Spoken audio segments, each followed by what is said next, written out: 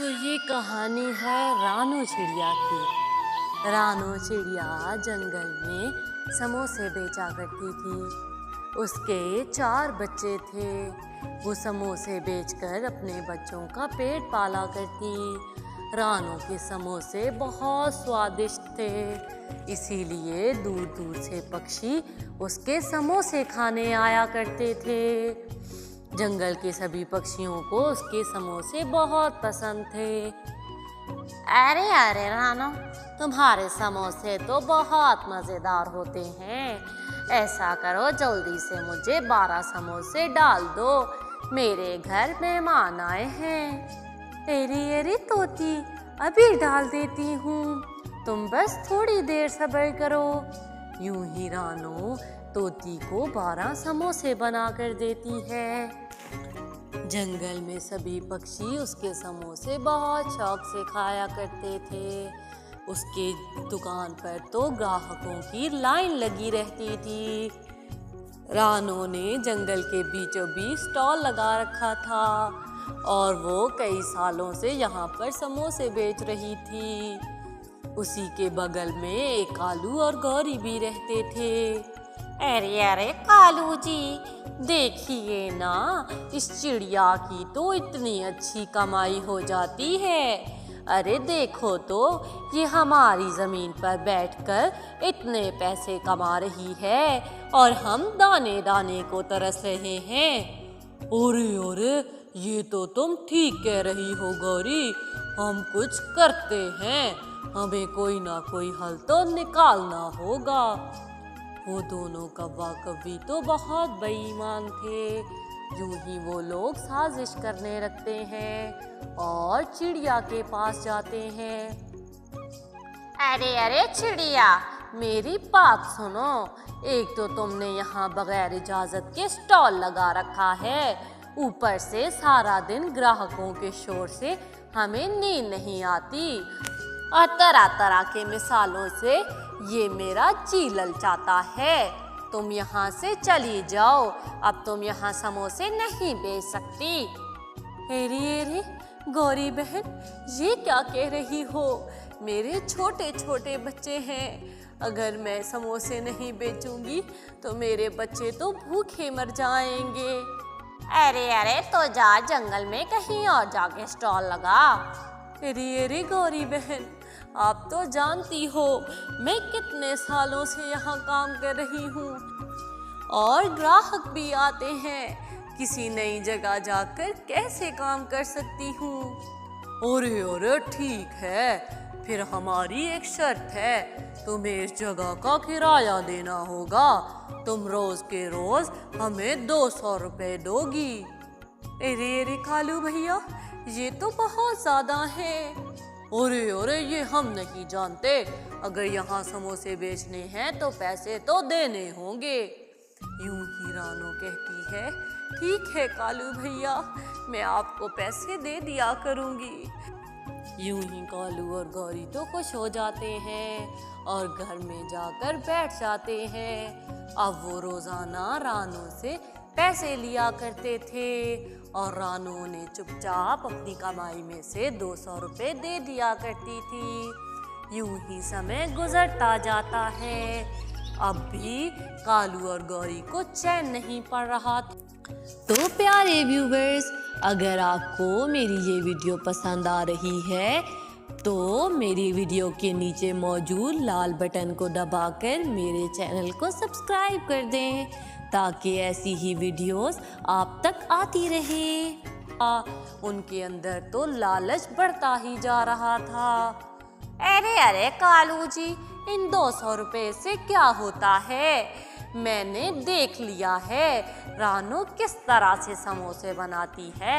मैं तो कहती हूँ हम लोग यहाँ पर एक समोसों का स्टॉल लगा लेते हैं, ताकि हम लोग भी ज़्यादा पैसे कमा सकें। अरे अरे गौरी, ये तो तुम ठीक कहती हो, हम ऐसे पैसे कमा कर तो बहुत बड़ा घर बना लेंगे और रानू को यहाँ से चलता कर देंगे। हाँ हाँ ठीक है। यूं ही अगले दिन वो दोनों वहाँ पर समोसों की रेडी लगा लेते हैं। एरे एरे, कालू और गौरी, तुम लोगों ने भी समोसों की रेडी लगा ली है। तुम लोग कुछ और बेच लेते। अरे अरे, अब हम तुझसे पूछ कर करेंगे सब कुछ। जा जा अपना काम कर, ये हमारी जगह है। कहीं ऐसा ना हो हम तुझे यहाँ से निकाल बाहर करें। अच्छा अच्छा गौरी, मैं तो वैसे कह रही थी। यूं ही कालू और गौरी तो समोसे बेचने लगते हैं। कालू और गौरी के पास तो अब ग्राहक आने लगे थे। रानों के ज़्यादातर ग्राहक उनके पास जाते, क्योंकि जंगल के आधे से ज़्यादा पक्षी उनसे डरते थे। यूं ही रानों की कमाई तो दिन ब दिन कम होती जा रही थी। एक दिन रानू परेशान होकर घर जाती है। अरे अरे माँ, तुम परेशान क्यों हो? अरे अरे मेरी प्यारी बेटी, तुम तो जानती हो गौरी और कालू ने मेरे स्टॉल के पास एक स्टॉल लगा लिया है। अब मेरे ग्राहक कम हो गए हैं। अरे अरे माँ, तुम ही तो कहती हो हर कोई अपने नसीब का खाता है। भला हमारा नसीब कालू और गौरी कैसे खा सकते हैं? तुम चिंता मत करो। यूं ही रानू तो अपनी बेटी की बात सुनकर बहुत खुश हो जाती है। अरे मेरी प्यारी बेटी तो मुझसे भी ज़्यादा समझदार है। जीती रहो। यूं ही रानू तो अब आराम से मुतमईन होकर समोसे बेचने लगती है। जितने उसको पैसे बचते वो उनसे अपने बच्चों के लिए कुछ चीज़ें खरीद लेती। यूं ही कालू और गौरी एक रात बैठकर साजिश करने लगते हैं।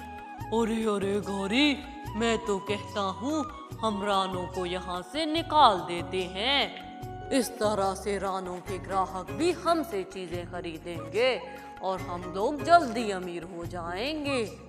अरे अरे कालू जी, ये तो बहुत अच्छा सुझाव है। हम लोग ऐसा ही करेंगे।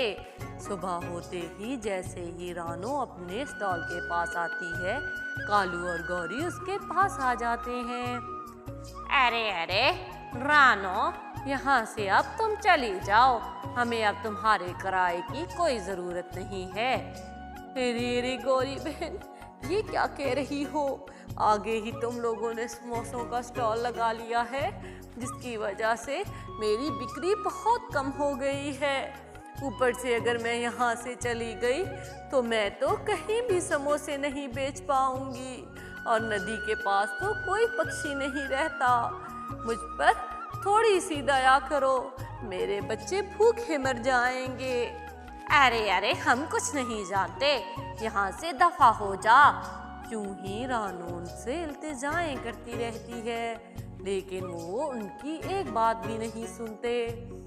अरे अरे, ज्यादा दिमाग मत चाट, यहाँ से दफा हो जा। अरे अरे कालू भैया, आप तो दया कीजिए, ये जुल्म आपको कभी भी नहीं हजम होगा।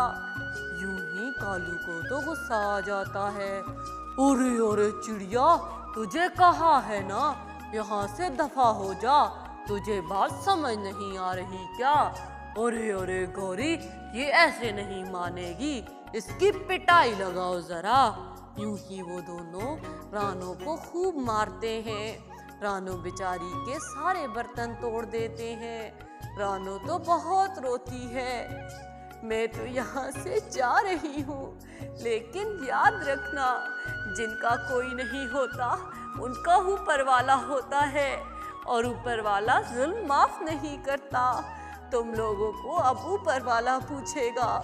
मैंने तुम लोगों का मामला ऊपर वाले पर छोड़ दिया है। यूं ही रानू वहाँ से चली जाती है, और रानू बहुत रोती है।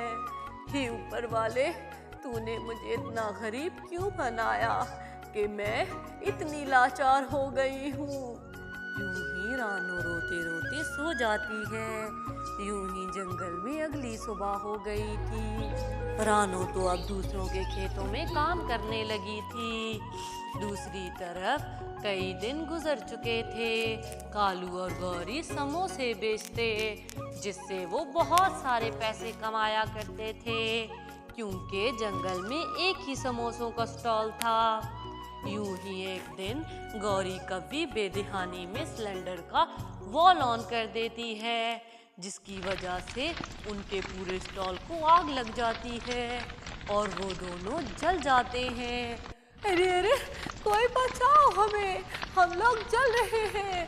अरे अरे, हमारे स्टॉल को आग लग गई। अरे अरे, अब हम क्या करेंगे, कोई तो बचाओ। वो दोनों चीखते चिल्लाते रहते हैं, लेकिन कोई भी उनकी मदद को नहीं आता, क्योंकि जंगल के सभी पक्षी अपने अपने घरों में थे। यूं कालू और गौरी जल थम जाते हैं और उन दोनों की मृत्यु हो जाती है। दूसरी तरफ रानो तो खेतों में काम करके अच्छे पैसे कमाने लगी थी। यूं सबको उनके किए का सिला मिल जाता है। तो प्यारे व्यूअर्स, अगर आपको मेरी ये कहानी पसंद आई हो तो प्लीज़ मेरे चैनल को सब्सक्राइब कर दे और इस वीडियो को लाइक करना ना भूलिएगा।